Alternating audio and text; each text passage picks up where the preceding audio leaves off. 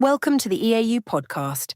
In this special episode, recorded at EAU 26 in London, we present Assistant Professor Giancarlo Marra, Professor Derya Tilki, and Professor Philip Cornford discussing the latest updates in the 2026 EAU Guidelines on prostate cancer. Join us as we embark on this informative journey. Ladies and gentlemen, dear colleagues, I'm Dr. Giancarlo Marra from the University of Turin. We are here at the EAU 26 Congress in London, in the UK, which is, as you know, the largest urological event of the year in Europe. And today I have the pleasure to welcome here Professor Derya Tilki and Professor Phil Cornford, who are respectively Vice Chair and Chair of the EAU Guidelines panel on prostate cancer. And as your own co-platform, we will discuss what are the changes in the guidelines this year. So compared to last year, where some, I would say, major changes happened, this year there are a bit less change that we will discuss within the interview. So I would start with localized disease.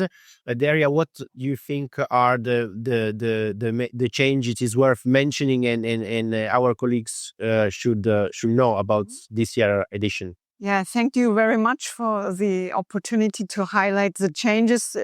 You said it very correctly. There actually haven't been that major changes this year. Last year, we had changed the EAU risk groupings, where we subdivided the intermediate risk grouping into favorable and unfavorable intermediate risk, similar to the NCCN guidelines. This year, we slightly updated it again to be more conform with the Cambridge risk groups, which have been also validated for a mortality endpoint. Another important change is also our recommendations for high-risk PCR according to the EMBARC data. There was an update presented on overall survival at ESMO this year, and we saw the impressive overall survival advantage in the patients receiving enzalutamide plus ADT, but this overall survival was not seen in patients with enzalutamide monotherapy. That's why that recommendation has changed to enzalutamide plus ADT instead of plus minus ADT. So those are some of the Okay, changes. so the overall survival data make you change in terms of ENZA and ADT. Enza monotherapy Okay. wasn't a recommendation. And concerning diagnostic, I had a look at the guidelines and I saw you added a section on micro-ultrasound based on the Optima trial. Do you want to give us some insight on? Yeah, correct. So we in general, we added some new sections in the text, but sometimes didn't do a recommendation for that where there's not so much data out there. The trial looked at a biopsy strategy with micro-ultrasound, which instead of MRI, and also one arm with a combination of micro-ultrasound and MRI, and showed that it wasn't inferior to the MRI fusion biopsy. The detection rates of significant prostate cancer. But it is a study which is in high volume centers it was done, and not many centers have micro-ultrasound available yet. So there has to be more numbers and more validations until there can be a clear recommendation. So at this moment, we don't have a recommendation to use micro-ultrasound in general. Okay, so the signal from the trial is good, but the resource availability is another issues that needs further evidence. And I saw compared to Optima, you didn't refer to the NeuroSAFE trial within the guidelines. Is that correct? Yeah. No, actually, we also have a text part for the NeuroProof study, which was published also last year. A study from the UK. Randomizing patients to the NeuroSAFE frozen section technique versus MRI approach to decide about nerve sparing. As you maybe know, the NeuroSAFE was developed in the Martini Clinic. Yeah. It is it needs a lot of resources to really be able to do the NeuroSAFE frozen section. It sometimes adds, and in the study also, about 40 minutes to the procedure.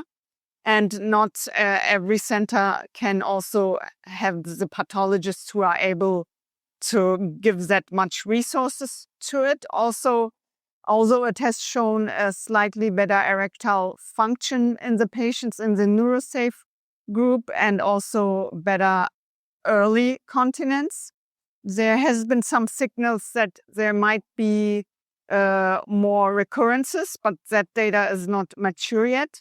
And therefore, we have not, for all these reasons I mentioned, we didn't do a recommendation that this has to be used. So again, another interesting technology that has to have a bit more applicability and it is not that straightforward. And in that case, I don't think there will be a recommendation later on. Right? I mean, I don't think that the functional results were quite as impressive as people hoped they would be. And you might have accepted the slightly increased risks that came with it if the functional results were really stunning. But although in statistical terms there was an improvement, in actual clinical practice, whether that is a big enough difference to make a difference was also just a bit of a question. If you were the man and you moved from 9 to 12 on your impotence score, did that really make a difference? Yeah, of course, it's important all the time to stress the difference between statistical significance and clinical significance, and this was a good example. And one more thing on that study, basically, there was much more obviously nerve sparing rate in the NeuroSAFE group. So it could also mean that patients who were in the MRI standard group to decide about nerve sparing, that was too strict regimen on nerve sparing. So you could also increase your nerve sparing rate if you adapt that MRI approach. It doesn't have to be a frozen section. Yeah, of course. This is another thing. We see higher and higher rates of nerve sparing, especially in a risk disease, which just a few years ago was not the candidate for nerve sparing at all. So, exactly. Okay, thank you very much. And I think we can move on to metastatic disease. Philip, there have been some changes also in this section. Again, not major, but would you like to tell us about what is worth mentioning? So I think the really interesting data that came out last year was the combination data for BRCA patients in metastatic hormone-sensitive. The Amplitude study suggested that the combination of niraparib and abiraterone had an improved radiographic progression survival. It's not yet a mature study, but we are now suggesting that people should have BRCA testing before when they present with high volume metastatic disease, because I think that there will be an option to use combination treatment for people who present with metastatic hormone sensitive. At the moment, that license isn't available, but it clearly will be coming down the line, and a bit that's a signal that of the direction of travel rather than quite a firm recommendation at the moment. That's where we're up to. But again, I think there's a lot of interest for people presenting with metastatic hormone-sensitive disease about trying to provide personalised treatment. There was a lot of interest last year in PTEN and the Capitello study. And again, there's a section in the guidelines all about that. And hopefully that helps people understand why we didn't give that a positive recommendation at this stage. The data shows, again, no overall survival benefit. Again, the data is not mature. It was only an interim analysis. But it's really interesting to think how we can take those people who have poor prognosis, identify specific abnormalities, and then target their treatment. And I think for the PTEN, the other thing that was discussed quite a lot and is in the text of the guidelines, but not in a recommendation particularly, is the role of docetaxel. We think that probably those people with PTEN loss have a greater sensitivity to docetaxel. It might be an indication for triple therapy for people who've got PTEN loss, and they certainly do very badly with ARTA plus ADT as doublet therapy. So I think that's really where the biggest change from metastatic disease was. Okay, so we are moving again towards personalized medicine in terms of localized disease, but now also in terms of metastatic disease, and studies from castration-resistant prostate cancer show how important it is to have notice this alteration, and now all this info is now applying and moving towards the hormone-sensitive setting. And I noticed another interesting part that has been added is the recommendations and suggestions in terms of what counts with ADT and systemic treatment in terms of support for patient. Can you also give us some insights on this? So, of course, because we're getting more effective at treating people with metastatic hormone-sensitive prostate cancer, they're living longer. And now they have to deal with the sequelae of all those treatments for much longer. And so things like osteoporosis, we saw that combination of enzalutamide plus ADT, if you don't give a bisphosphonate, you're going to run into significant risk of osteoporotic fracture within the first 12 months. And so now the recommendations are suggesting that you must do something about bone protection early on. We might need to think about metabolic syndrome. We might need to consider treatments for cardiovascular risk. And those treatments, which used to just be part of what we did for cardiovascular disease, when that's where those drugs were mainly used, have all been brought forward into the hormone sensitive. And I think it's really important because it's a low-cost way of improving outcomes for patients by adding in a bisphosphonate when you use combination treatments.